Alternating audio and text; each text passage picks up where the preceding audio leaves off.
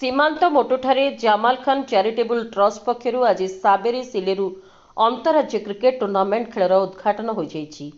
ଏହି ଅବସରରେ ମୁଖ୍ୟ ଅତିଥି ଭାବେ ଟ୍ରଷ୍ଟ ଚେୟାରମ୍ୟାନ ଏମଡି ଜାମାଲ ଖାନ ଏବଂ ଟ୍ରଷ୍ଟ ସମ୍ପାଦକ ଇମ୍ରାନ ଖାନ ଯୋଗ ଦେଇଥିବା ବେଳେ ସମ୍ମାନିତ ଅତିଥି ଭାବେ ମୋଟୁ ସରପଞ୍ଚ ରୁଚି କାଟାମ, ନାୟବ ସରପଞ୍ଚ ସୁବା କାଟାମ, ଏସଆଇ ଲକ୍ଷ୍ମୀଧର ଲେଙ୍କା, ଜିଲ୍ଲା ଯୁବ କଂଗ୍ରେସ ସଭାପତି ଏମଡି ଅରଶଦ ଖାନ, ସମାଜସେବୀ ଇସେଟି ମୁଛାଲ ରାଓଙ୍କ ସमेତ ମେନ୍ତୁଲା ରାଜୁ, ଏଡି ଦେବା ଦାନମ, ଏମଡି ହାସମ ଖାନ, ସାୟଦ ରଫି ଏବଂ କାଟାମ ଜଗା ଉପସ୍ଥିତ ରହିଥିଲେ। ଏହି ଟୁର୍ଣ୍ଣାମେଣ୍ଟ ଓଡ଼ିଶା ସହ ପଡ଼ୋଶୀ ରାଜ୍ୟ ଆନ୍ଧ୍ର ଏବଂ ଛତିଶଗଡ଼ର 20ଟି ଦଳକୁ ନେଇ କରାଯାଉଥିବା ବେଳେ ୱିନର ଦଳକୁ ଟ୍ରଫି ସମେତ 50,000 ଟଙ୍କା ପୁରସ୍କାର ରାଶି ପ୍ରଦାନ କରାଯିବା ସମେତ ରନର୍ସଅପ୍ ଦଳକୁ 30,000 ଟଙ୍କା ପୁରସ୍କାର ରଖାଯାଇଥିବା କହିଛନ୍ତି ଟ୍ରଷ୍ଟ ଚେୟାରମ୍ୟାନ ଜାମାଲ ଖାନ।